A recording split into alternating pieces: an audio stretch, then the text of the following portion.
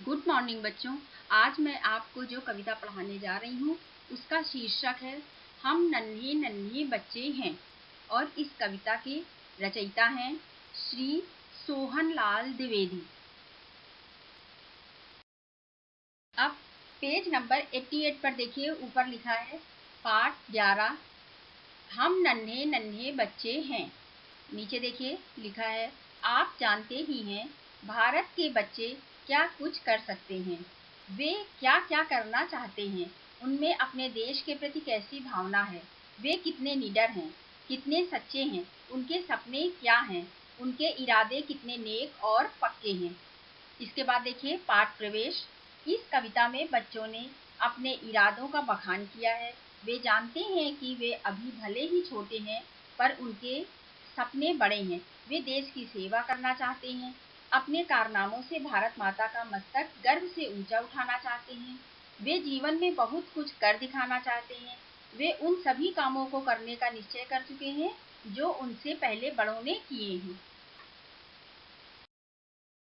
बच्चों अब आगे देखिए, हम नन्हे नन्हे बच्चे हैं, नादान उम्र के कच्चे हैं, पर अपनी धुन के सच्चे हैं, जननी की जय जय गाएंगे, भारत की ध्वजा उड़ाएंगे। अब इसका अर्थ इस प्रकार है, सुनिए। हम नन्हे नन्हे बच्चे हैं, नन्हे नन्हे अर्थात छोटे छोटे बच्चे हैं। हम छोटे छोटे बच्चे हैं, नादान उम्र के कच्चे हैं। नादान अर्थात अभी मासूम है, अबोध है, नासमझ है।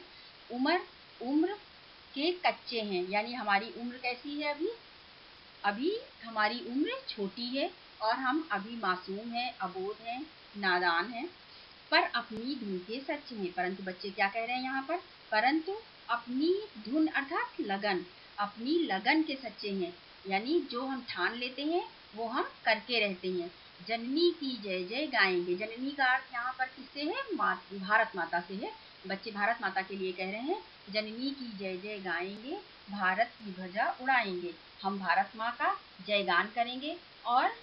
और अब यहाँ ध्वजा क्या है, झंडा, यानी भारत का जो झंडा है, भारत की जो ध्वजा है उसे उड़ाएंगे का अर्थ ये है फहराएंगे, यानी देश में अपना नाम ऊंचा करेंगे और इसके द्वारा हमारे देश की शान भी बढ़ेगी। भारत की ध्वजा उड़ाएंगे, जननी की जय जय गाएंगे, भारत की ध्वजा उड़ाएंगे। हम भारत माँ का जयगान करेंगे और संसार में सदा भारत की ध्वजा फहराएंगे। अब इसके आगे है अपना पद कभी न छोड़ेंगे, अपना प्रण कभी न तोड़ेंगे, हिम्मत से नाता जोड़ेंगे, हम हिमगिरी पर चढ़ जाएंगे, भारत की ध्वजा उड़ाएंगे। इसका अर्थ इस प्रकार है, अपना पद कभी न छोड़ेंगे। पथ अर्थात रास्ता या मार्ग। अपना पथ कभी न छोड़ेंगे। बच्चे क्या कह रहे हैं कि हम अपना मार्ग, अपना रास्ता कभी नहीं छोड़ेंगे, अपना प्रण कभी न तोड़ेंगे, और अपनी प्रण अर्थात प्रतिज्ञा, जो हमने प्रतिज्ञा ली है आगे बढ़ने की, सफलता प्राप्त करने की, देश का नाम रोशन करने की, वो कभी नहीं तोड़ेंगे। यानी जो प्रतिज्ञा की है वो हम कभी नहीं तोड़ेंगे और अपना रास्ता भी कभी नहीं छोड़ेंगे। हिम्मत से नाता जोड़ेंगे, और हम हमेशा अपना नाता किससे जोड़ेंगे, हिम्मत से, यानी हम अपनी हिम्मत को कभी टूटने नहीं देंगे, हिम्मत से कभी हारेंगे नहीं और सदैव वीर और बहादुर बने रहेंगे। हम हिमगिरी पर चढ़ जाएंगे, हम हिमालय पर चढ़कर भारत की ध्वजा उड़ाएंगे, भारत की ध्वजा फहराएंगे।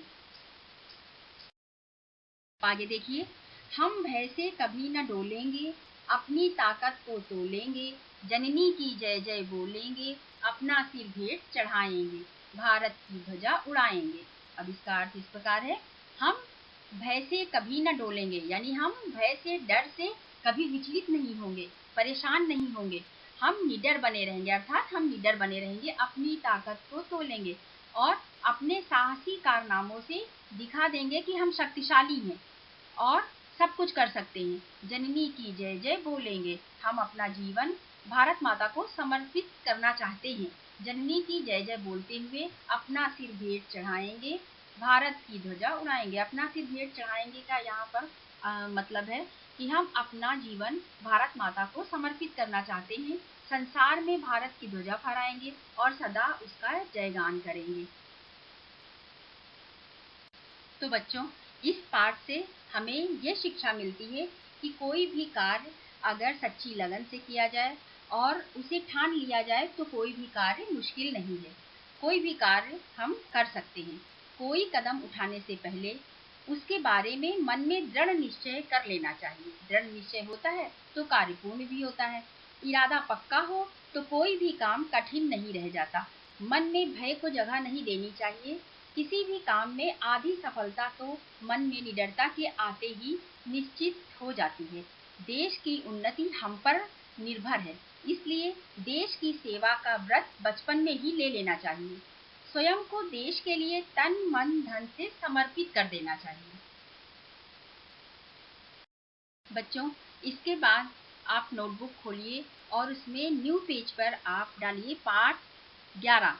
हम नन्हे नन्हे बच्चे हैं। और जैसे मैं आपको शब्दार्थ दिखाती हूँ उसी तरीके से पहले सबसे आपको क्या डालना है, पाठ की संख्या, फिर पाठ का शीर्षक, उसके बाद शब्दार्थ और इसके बाद एक तरफ शब्द दूसरी तरफ अर्थ, फिर बीच में लाइन। और ये आपको शब्दार्थ लिखने हैं। सबसे पहले कौन सा है, नन्हा। ये आप कहाँ लिखेंगे, शब्द की तरफ लिखेंगे। और अर्थ में क्या लिखना है, छोटा सा। इसके बाद है नादान। नादान का अर्थ क्या है, मासूम, अबोध। इसके बाद है उमर। उमर का अर्थ क्या है, उम्र, आयु। धुन। धुन का अर्थ क्या है, लगन। किसी कार्य को पूरा कर लेने तक बराबर लगे रहने की आदत, इसको क्या बोलते हैं, धुन या लगन बोलते हैं। ध्वजा। ध्वजा का अर्थ क्या है, झंडा। पथ का अर्थ क्या है, रास्ता। और कॉमा लगा के लिख देना मार्ग। दोनों कर बोल सकते हो, दोनों कह सकते हो या दोनों में से एक भी लिख सकते हो। प्रण। प्रण का अर्थ क्या होगा, प्रतिज्ञा या कसम। हिमगिरी। हिमगिरी का अर्थ क्या होगा, बर्फ से ढका हुआ पहाड़। डोलना, विचलित होना, कॉमा, घबराना, फिर इसके बाद कॉमा, लक्ष्य से पीछे हटना। तीनों हो सकता है इसका अर्थ, इसीलिए यानी तीनों में से एक भी हो सकता है और तीनों इसके मतलब तीन अर्थ भी निकल सकते हैं। तो अब इसके बाद है वाचन शुद्ध लेखन। इसके बाद आप डालिए वाचन शुद्ध लेखन और 1 2 3 4 ऐसे करके लिखते चले जाइए, वन लाइन लीव करके। नन्हे, कच्चे, नादान, भारत, हिम्मत, नाता, भय, ताकत, ध्वजा, तोलना, भेंट, चढ़ाना। बच्चों, आज का गृह कार्य है कविता का सस्वर वाचन करते हुए याद करना। नंबर 2 पर है शब्दार्थ याद करना। जो मैंने शब्दार्थ लिखाए हैं वो आपको याद करना है। कविता में आए हुए कठिन शब्दों को लिखने का अभ्यास करना। जो मैंने शुद्धलेख और वाचन लिखाया है, वाचन और शुद्धलेखन में लिखाया है ना, वो शब्द आपको लिखने का अभ्यास करना है। रफ नोटबुक पर आप लिखते जाइएगा। धन्यवाद।